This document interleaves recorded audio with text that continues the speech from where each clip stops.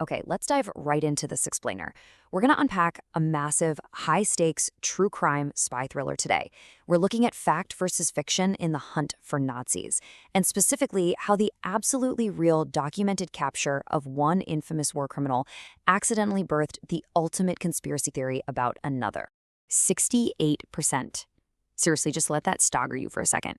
In June of 1945, right after the war was freshly won and the bunker was taken, over two-thirds of the American public believed Adolf Hitler had somehow successfully cheated death. I mean, how does a belief like that take root so incredibly fast? Well, to understand the myth, we actually have to look at the escapes that really happened. Post-war Argentina, under President Juan Perón, wasn't just some vague rumor.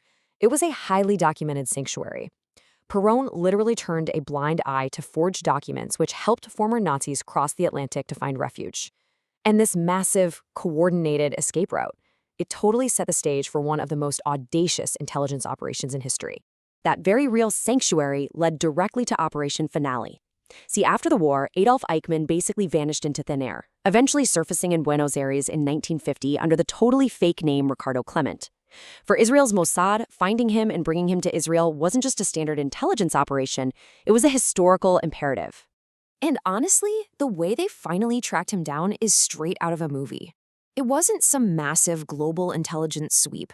It was actually a blind German-Jewish refugee living in Argentina named Lothar Hermann. He put the pieces together when his daughter started dating a new guy, realizing the boyfriend's father had to be Eichmann. He alerted Nazi hunters with absolute dead certainty, saying this man is not living in Kuwait but in Buenos Aires under an assumed name with his wife and 4 children. Literally, a blind man saw exactly what global intelligence missed. Once Mossad verified it was really him, they had to rely on some intense, old-school spycraft. The volunteer team, led by Isser Harel, and keep in mind most of these agents had lost their own families in the Holocaust, smuggled in everyday items with highly specific purposes. We're talking French communication devices for covert team coordination, fake license plates to disguise their operational vehicles, plus handcuffs and makeup kits for restraint and disguise. No magic gadgets, just meticulous, incredibly dangerous planning. Now, the capture strategy required absolute total discretion. At first, they thought about a sudden ambush with Russian cars, but that was just way too risky. Instead, Agent Peter Malkin came up with a genius decoy plan. They'd feign a broken-down car, with the hood popped wide open. If Eichmann tried to run, the agents could just play it off like they were stranded motorists and avoid getting thrown into an Argentine prison. It was such a brilliant, grounded psychological tactic. Okay, so it's May 11, 1960. The team is waiting by the decoy car. 7:40 p.m. hits, which is when Eichmann's usual bus rolls by, but he's not on it. You can just imagine the agonizing tension. Finally, at 8:05 p.m., he steps off a later bus. Malkin calmly approaches, utters a quick "un momentito, señor," and takes him down in a Nelson hold. Just 20 seconds later, the ambush is over, and Eichmann is in the back of the car. No gunfire, just flawless execution. But extracting him from the country, that was just as wild. After holding Eichmann at a rented villa for 9 days, they actually sedated him, dressed him up in an official LL pilot's uniform, and secretly loaded him onto an Israeli delegation flight right past Argentine border officials. It's just incredible. All right, so here is where our narrative takes a massive pivot. Because Eichmann really was commuting on a regular bus in Buenos Aires for 15 years, it planted this incredibly seductive what-if in the public's mind. People started asking, if Eichmann actually pulled it off, did Adolf Hitler do the exact same thing? The undeniable, documented truth of Eichmann's escape basically provided the ultimate fertile ground for history's biggest myth to flourish. But the origin of this Hitler myth doesn't actually start with some random sighting. It starts with straight-up Soviet disinformation. Back in April 1945, Hitler commits suicide in the bunker. But by June, Soviet Marshal Zhukov is floating the idea to the press that he survived. And then in July, Joseph Stalin himself suggests Hitler fled to Spain or Argentina. This was a purely intentional campaign designed to keep the West on edge. And over the decades, man, Stalin's seeds of doubt grew into this sprawling, tabloid-ready narrative.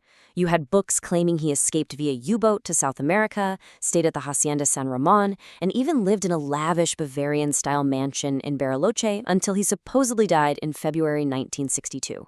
I mean, it reads exactly like a Hollywood script, but it was built entirely on unverified hearsay. So we really have a clash of two worlds here. On one side, the conspiracy, submarine escapes, secret mansions, and tabloid hearsay. On the other, the reality, declassified Mossad files, rigorous dental forensics, and eyewitness testimony. Let's see what happens when you strip away the fiction and apply actual hard science to the Hitler survival theory. Now, the Soviets kind of accidentally kept the myth alive for a long time through sheer secrecy. Back in 1946, they found a skull fragment with a bullet hole. In '68, they released an unverified autopsy report.